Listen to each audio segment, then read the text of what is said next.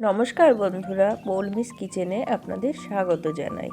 আজ আপনাদের রান্না করে দেখাবো খাসির মাংসের পাতলা ঝোল। প্রথমে আমি 1 কেজি খাসির মাংস ভালো করে ধুয়ে পরিষ্কার করে নিয়েছি। আমি এখানে 2টো পেঁয়াজ কুচিয়ে নিয়েছি, 2টো টমেটো কুচিয়ে নিয়েছি, রসুন, কাঁচা লঙ্কা, আদা মশলার জন্য নিয়েছি। 2 টুকরো করে আলু কেটে নিয়েছি। এদিকে নিয়েছি গোটা গরম মশলা, ধনে, জিরে, শুকনো লঙ্কা আর ফোড়নের জন্য তেজপাতা। এবার কড়াইতে তেলটাকে গরম হতে দিয়েছি। তেলটা গরম হয়ে গেছে, এবার আমি তেলের মধ্যে কেটে রাখা আলুগুলো দিয়ে দিচ্ছি।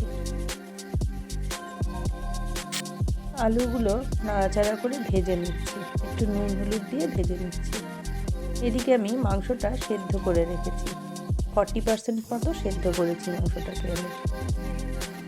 মাংসটা আমার সেদ্ধ হয়ে গেছে, এবার আমি মাংসটা জল আর মাংস আলাদা করে দিচ্ছি। মাংস থেকে যে স্টকটা বেরিয়েছিল সেটা রেখে দিয়েছি। আলু আমার ভাজা হয়ে গেছে, আমি আলু ভাজাটা তুলে নিয়েছি। এবার ওই কড়াইতেই আমি ফোড়নে দিয়ে দিচ্ছি তেজপাতা, গোটা গরম মশলা, জিরে দিয়ে এবার আমি কুচি পেঁয়াজগুলো দিয়ে দিচ্ছি।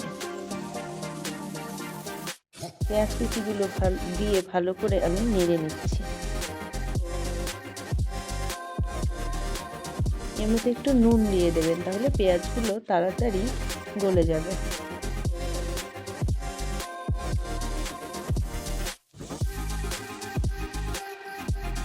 পেঁয়াজগুলো যতক্ষণ লাল রং না ধরছে ততক্ষণ আমি নাড়াচাড়া করে যাব। এবার আমি টমেটো দিয়ে দিচ্ছি। পেঁয়াজ আর টমেটো আমার ভাজা হয়ে গেছে, এবার আমি এর মধ্যে আদা বাটা, রসুন বাটা, লঙ্কা বাটা সমস্ত কিছু একে একে বাটা উপকরণ মশলাগুলো আমি দিয়ে দিচ্ছি।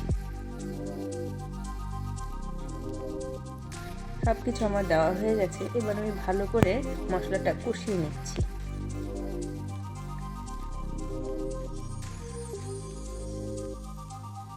ধনে গুঁড়ো, জিরে গুঁড়ো সব এর মধ্যে দিয়ে দিচ্ছি।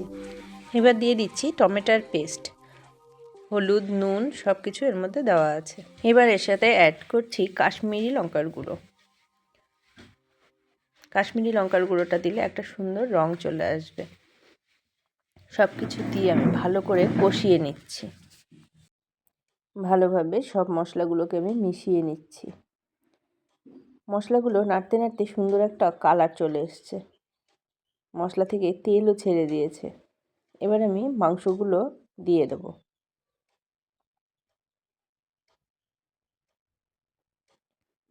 মাংসগুলো দিয়ে আমি ভালো করে কষতে থাকবো যতক্ষণ না মাংসের গায়ে মশলাগুলো লেগে যাচ্ছে।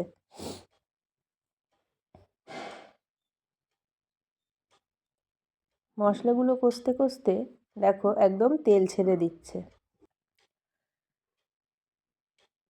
মশলাগুলো মাংসের গায়ে লেগে গেছে, এবার আমি ভালো করে কষতে থাকবো। কষতে কষতে একদম মশলাটা শুকিয়ে যাবে।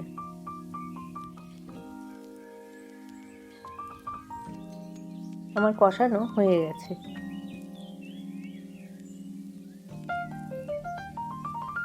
দেখো বন্ধুরা, খুব সুন্দর একটা রং এসেছে কিন্তু মাংসটার মধ্যে। এবার আমি মটন স্টকটা এর মধ্যে দিয়ে দেব। মটন স্টকটা দিয়ে ভালো করে নেড়ে চেড়ে মিশিয়ে নেব, যাতে মশলাগুলো ঝোলের সাথে ভালোভাবে মিশে যায়। এবার আমি 10 মিনিট মতো ফুটতে দেব আর ভেজে রাখা আলুগুলো ঝোলের মধ্যে দিয়ে দেব। ভালো করে নেড়ে চেড়ে সব কিছু একসাথে মিশিয়ে নেব।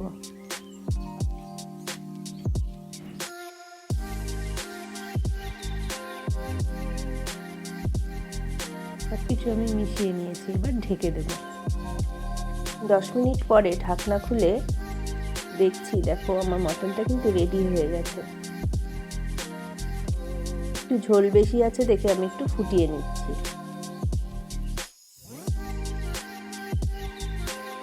তোমরা যদি কেউ ঘন ঝোল খাও তাহলে আর একটু বেশি করে ফুটিয়ে নেবে, তাহলে ঝোলটা টেনে যাবে, একটু ঝোলটা ঘনত্ব ভাব দেখা যাবে।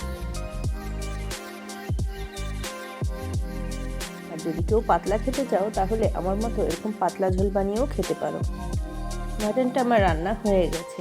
তোমরাও রান্না করে খেও আর আমাকে কমেন্টে জানিও কেমন লাগলো। চ্যানেলটা সাবস্ক্রাইব করে দিও। দেখো গরম গরম ভাতের সাথে আমি পরিবেশন করে দিয়েছি। ভিডিওটা দেখার জন্য অনেক ধন্যবাদ।